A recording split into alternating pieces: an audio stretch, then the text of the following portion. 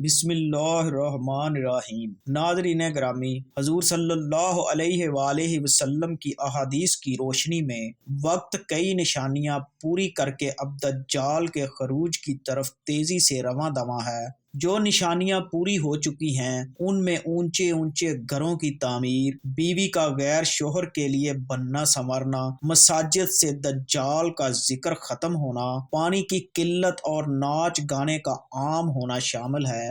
حدیث پاک میں دجال کو اس دنیا کی ابتدا سے انتہا تک کے تمام فتنوں سے بڑا فتنہ قرار دیا گیا ہے۔ ذرا غور کیجئے کہ قوم عاد، قوم سمود، قوم عمالقہ، قوم یاجوج ماجوج جیسی وحشت ناک قومیں گزریں اور فرعون، نمرود، شداد جیسے شہنشاہ گزر گئے، پر اللہ پاک نے ان سب کو مختلف عذاب دے کر ہلاک کیا۔ لیکن ان سب کے حالات پڑھ کے اندازہ کریں کہ دجال کا فتنہ کیا ہوگا کہ جس کو سب سے بڑا قرار دیا گیا۔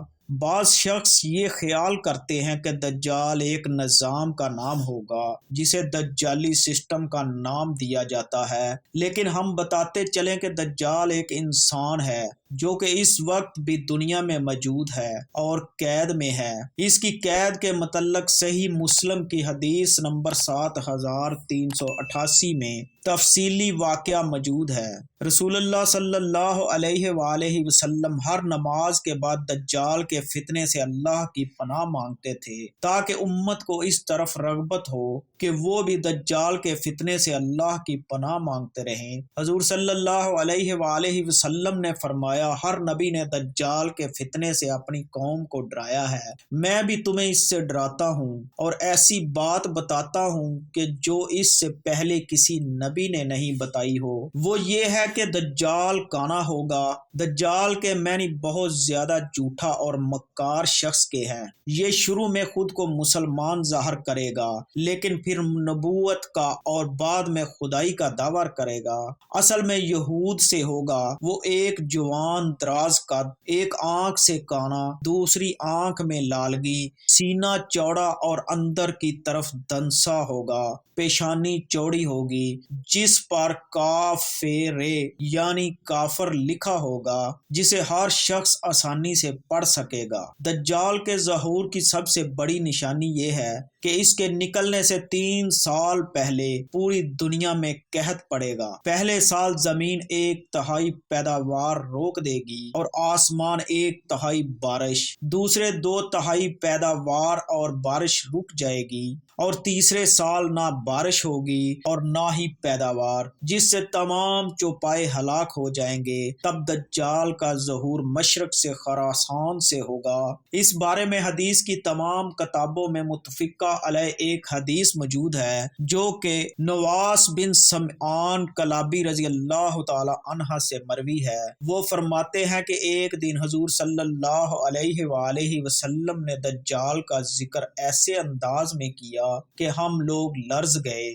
اگلی صبح جب حضور صلی اللہ علیہ وآلہ وسلم کی خدمت میں حاضر ہوئے تو انہوں نے جان لیا کہ ہم لوگ کل سے ڈرے ہوئے ہیں۔ حضور صلی اللہ علیہ وآلہ وسلم نے پوچھا کہ کیا معاملہ ہے؟ ہم نے عرض کیا، یا رسول اللہ، کل آپ نے دجال کے فتنے کی سنگینی کو بیان فرمایا تھا جس سے ہمیں گمان ہونے لگا ہے کہ وہ ہمارے قریب ہی کھجوروں کے باغ میں ہے۔ آپ صلی اللہ علیہ وآلہ وسلم نے فرمایا، اگر وہ نکلے اور میں تمہارے بیچ میں ہوں تو میں تمہاری طرف سے خود اس سے نبٹ لوں گا، اور اگر وہ نکلے اور میں نہ ہوں تو ہر آدمی اپنے نفس کی خود حفاظت کرے۔ پس تم میں سے جو شخص اسے پا لے، اسے چاہیے کہ سورہ کہف کی ابتدائی آیات پڑھے۔ وہ شام اور عراق کے درمیان سے نکلے گا اور دائیں بائیں فساد پھیلائے گا۔ اللہ کے بندو، ثابت قدم رہنا۔ ہم نے عرض کیا، یا رسول اللہ، روئے زمین پر ٹھہرنے کی اس کی مدت کیا ہوگی؟ آپ صلی اللہ علیہ وآلہ وسلم نے فرمایا، 40 دن۔ ایک دن 1 سال کے برابر ہوگا، ایک دن 1 مہینے کے برابر ہوگا، ایک دن 1 ہفتے کے برابر ہوگا، اور باقی دن تمہارے دنوں کی طرح ہوں گے۔ ہم نے عرض کیا، یا رسول اللہ، بتائیے وہ ایک دن جو 1 سال کے برابر ہوگا، کیا اس میں ایک دن کی نماز نماز کافی ہوگی؟ آپ سرکار نے فرمایا نہیں، بلکہ اس کا اندازہ کر کے پڑھنا۔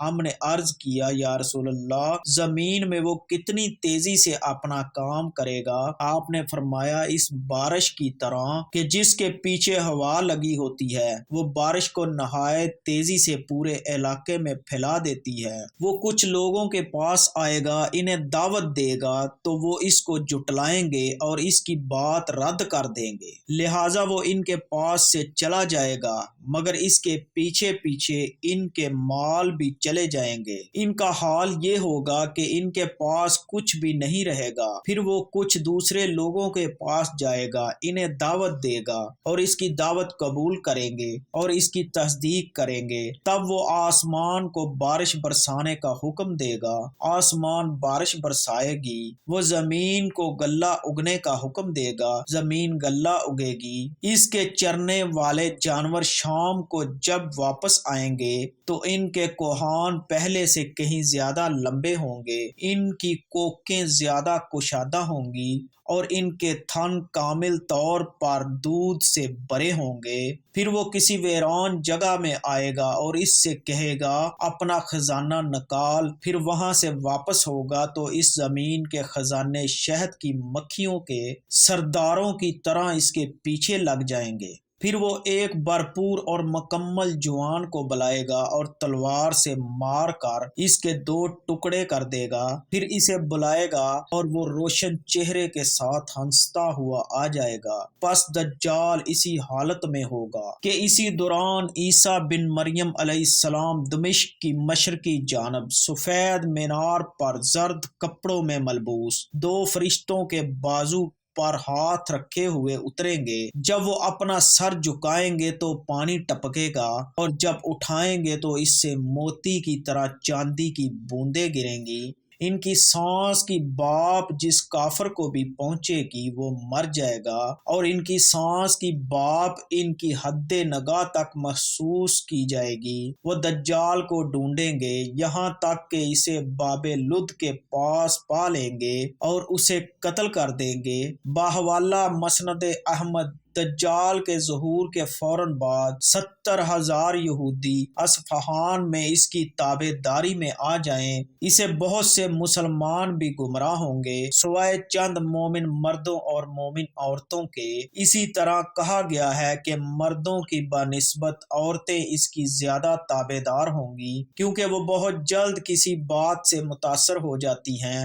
مسند احمد کی روایت میں ہے کہ دجال کی طرف نکلنے والوں میں اکثریت عورتوں کی ہوگی، یہاں تک کہ ایک آدمی اپنی ماں، بہن، بیٹی اور پھوپھی کو رسی میں باندھ دے گا کہ کہیں وہ دجال کے پاس نہ چلی جائے۔ دجال نہ مرد ہوگا، لیکن بہت سی عورتیں اس سے ہم بستر ہوں گی کہ اس کے بچے کو پیدا کریں، لیکن ایسا نہ ہو پائے گا۔ ان عورتوں میں زیادہ تعداد ان کی ہوگی جو بالوں کا جوڑا بنا کر سر کے اوپر باندھتی ہیں، لیکن پھر بھی دجال بے اولاد ہی رہے گا۔ وہ ہر ملک میں داخل ہوگا اور لوگوں کو اپنے فتنہ سامانی سے گمراہ کرے گا سوائے مکہ اور مدینہ کے، کیونکہ فرشتے اس کی نگہبانی پر مامور ہوں گے۔ وہ اپنے ماننے والوں کو جنت کے مزے دلوائے گا، جبکہ نہ ماننے والوں کو آگ میں جلائے گا، لیکن اس کی جنت اصل میں جہنم ہوگی اور جہنم اصل میں جنت ہوگی۔ اب اندازہ کریں دوستو کہ ہم آج کس طرح شیطان کے پیچھے